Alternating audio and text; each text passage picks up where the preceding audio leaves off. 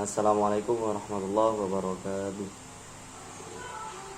Perkenalkan, nama saya Sudirman, Vokal 3 MPIB, Prodi Manajemen Pendidikan Islam. Di sini saya akan menjelaskan tugas dari mata kuliah Filsafat Pendidikan. Baik. Yang pertama, ada apa sebenarnya masalah pendidikan atau guru kita saat ini dan bagaimana solusinya? Yang pertama, bukan hanya kekurangan guru PNS dan guru tetap atau kontrak. Indonesia mengalami mismanajemen distribusi guru. Satu sekolah, satu kecamatan atau satu kabupaten kota kelebihan guru, sementara yang lainnya kekurangan guru. Perekrutan, penempatan, dan mutasi guru tidak profesional. Solusinya yaitu dengan memberikan tugas kepada guru-guru yang telah PNS sesuai dengan kebutuhan sekolah, bukan mengikuti perkataan guru tersebut untuk mendapatkan tempat dinas. Memperluas peluang bagi calon PNS untuk ikut serta dalam tes PNS. Yang kedua, kompetensi. Hasil ujian kompetensi guru atau UKG beberapa tahun terakhir menunjukkan kompetensi guru Indonesia rendah. Peringkat rendah Indonesia dalam beberapa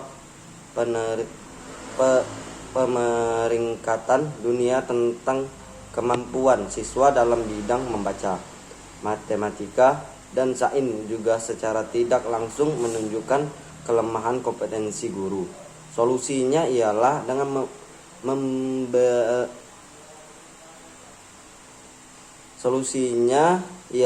membeli seorang guru dengan mengikuti KKG agar menjadi guru yang lebih profesional dan bisa memberi apa yang terbaik buat dirinya sebagai guru dan buat anak didiknya atau peserta didiknya. Yang ketiga, pelindungan. Banyak guru masuk atau terluka karena tindak mendidik kepada siswa. Orang tuanya marah, tidak terima anaknya ditegur, dipukul, dijewer, atau diingatkan guru.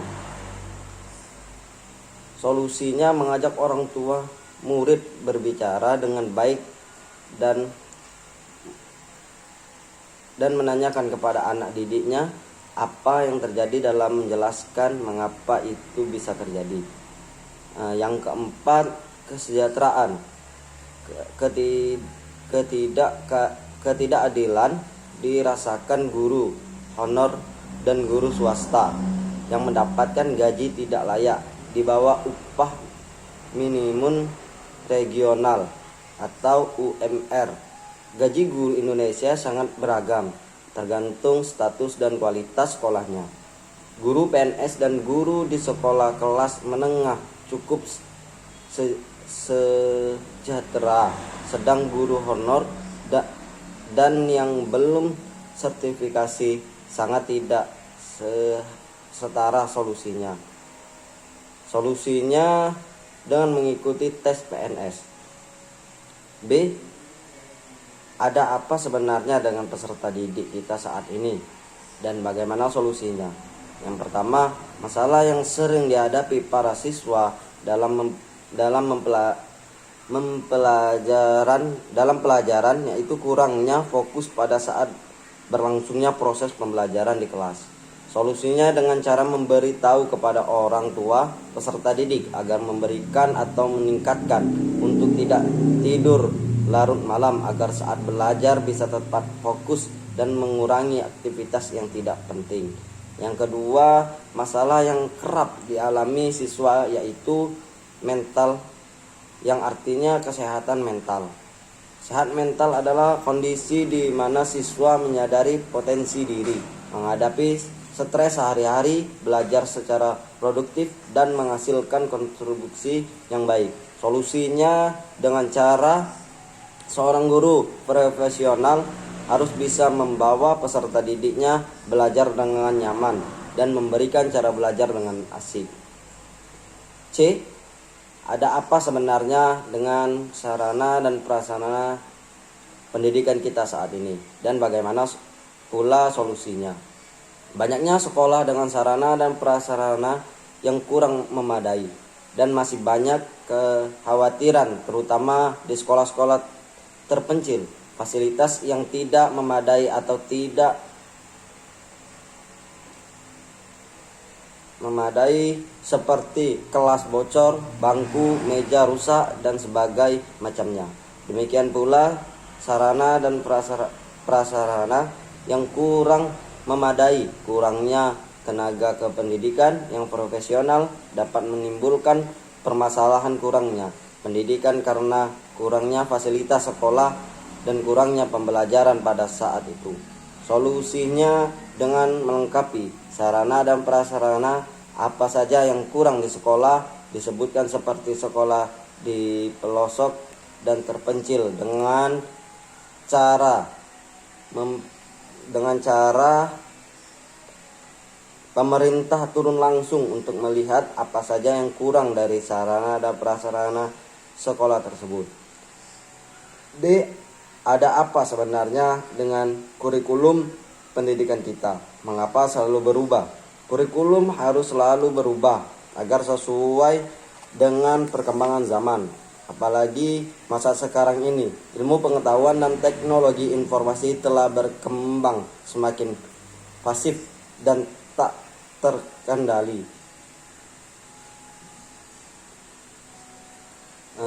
Yang E, selanjutnya jelaskan pula masalah-masalah lain yang menurut Anda penting dan menjadi penyebab rendahnya kualitas pendidikan kita, yaitu mahalnya biayanya pendidikan. 2. A. Mengapa para pendiri negara kita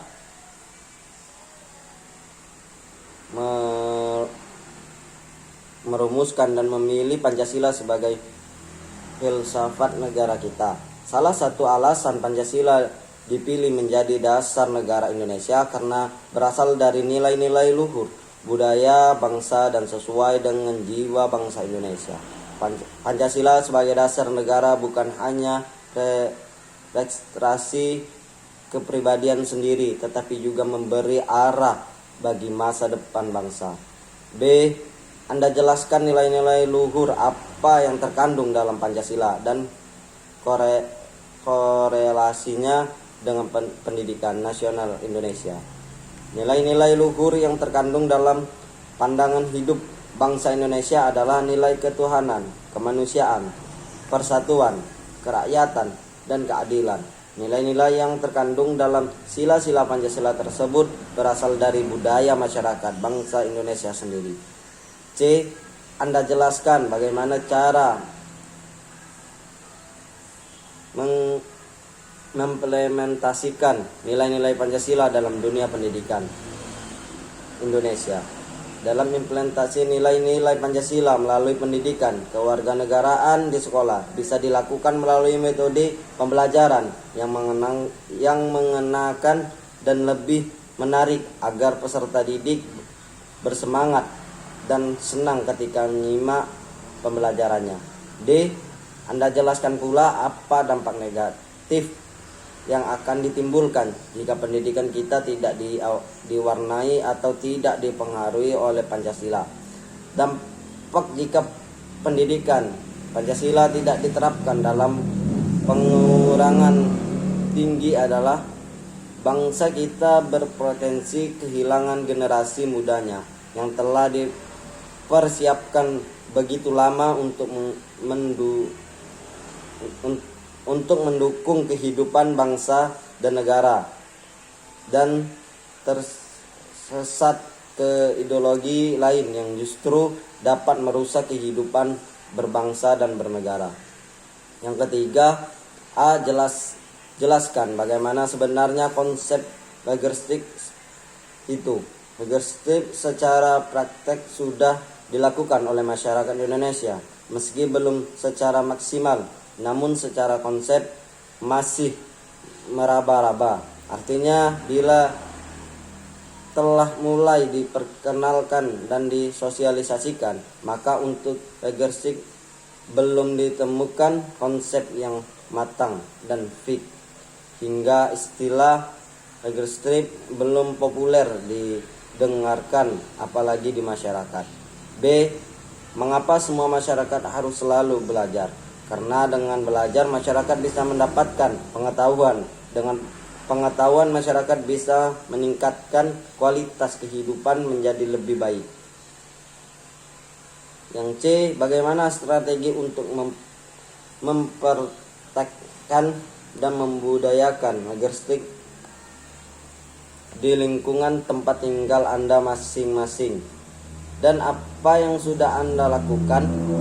Yang pertama itu mencoba membiasakan di keluarga sendiri agar menjadi keluarga yang gemar belajar, karena keluarga adalah unit terkecil dari masyarakat.